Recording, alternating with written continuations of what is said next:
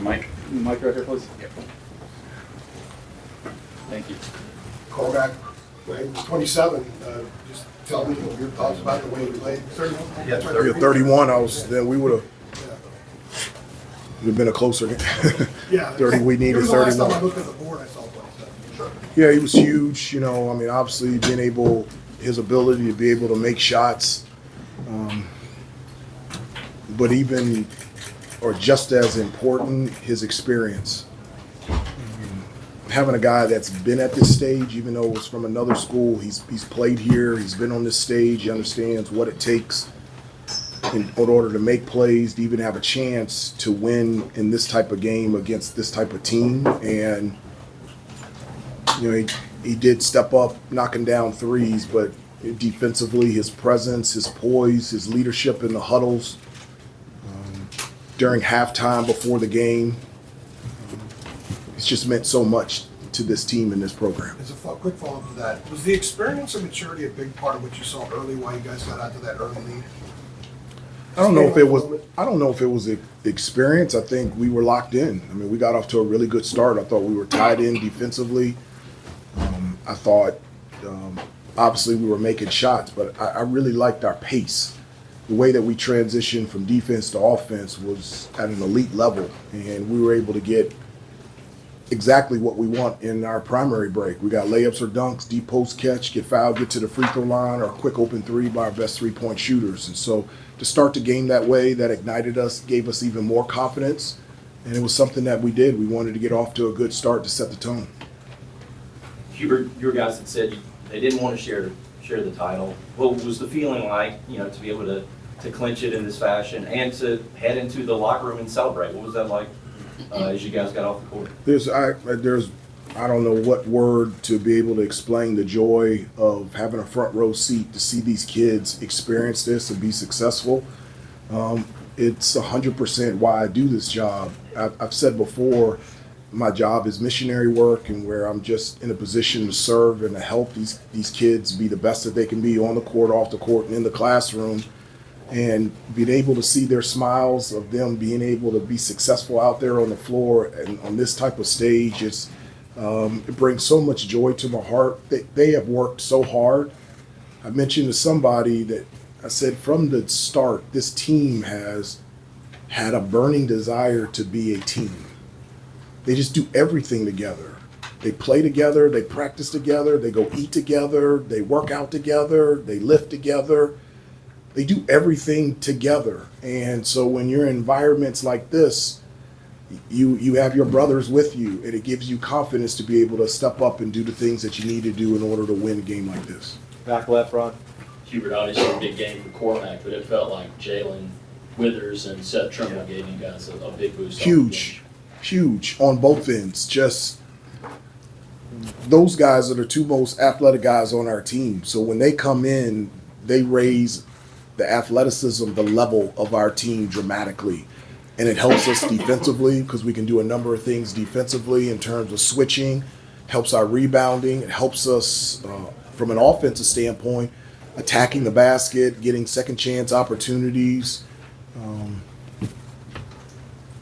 They both had really good practices leading up to this game. They played exactly the way that they have practiced the last couple days. I've loved their preparation and their practice, and obviously I really like the way that they played today. Andrew, right here in the front. Hubert, the toughness you guys showed in the second half, is that kind of the optimal level of toughness that you try to get out of these guys? And how much does that just bode well for what's ahead? Well, I think this team has demonstrated toughness all year. I don't think, I really believe that is something that's been consistent. I've always communicated to them, how are you going to react and how are you going to respond? Those are the only two things you have control over, whether something good or something bad happens. And that's something that we talk about as a team on a daily basis. At halftime, we knew Duke was going to make a run, and it was we needed to have poise in that situation to be able to tighten the screws on the discipline and details and do the things that allowed us to get the lead in the first place.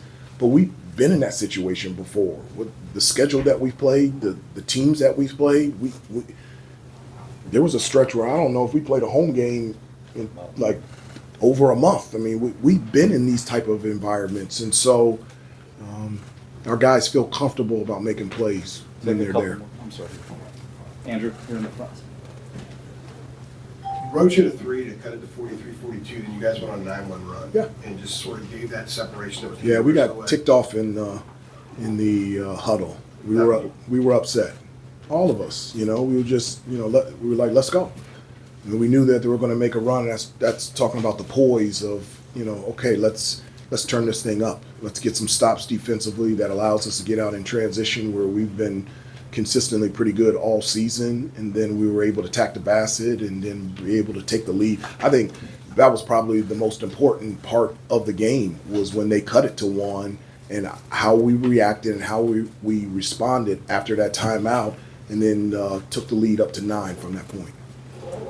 Anybody else in the back? Brian? Coach, I apologize if you've been asked this, but all your players seem to know that Cormac had 28 when he played for Notre Dame here in this building. Were you aware of that? Did you see that game at all? And I did not see that game. The one I saw was the 31 today.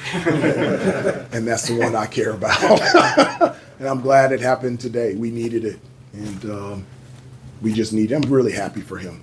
Really happy for him. Could take 2 more right here. Adam, and then 1 more if there is one. Hubert, for RJ and Armando, to be able to win the title, it's been eventful careers for those guys, and it's still going. How rewarding do you think that is for those two to get this title?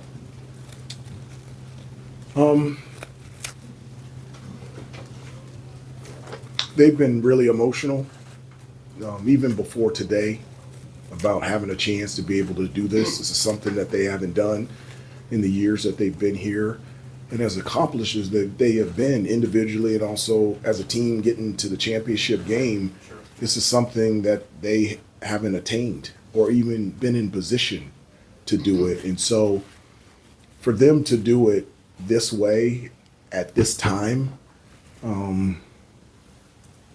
you should see them in the locker. I mean, they're kids, but they're like really kids. They're just jumping around all over the place and dancing, and you can see the joy that they have of what they have accomplished.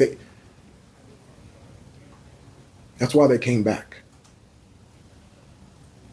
They came back for this. They came back to experience this. Yes, they wanted to come back individually, but they came back for this.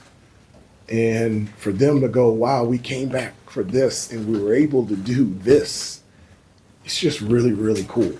And we always say, there's more to be said and more to be done, but they've said a lot already this year. Anybody else? Okay, thank you. So the 30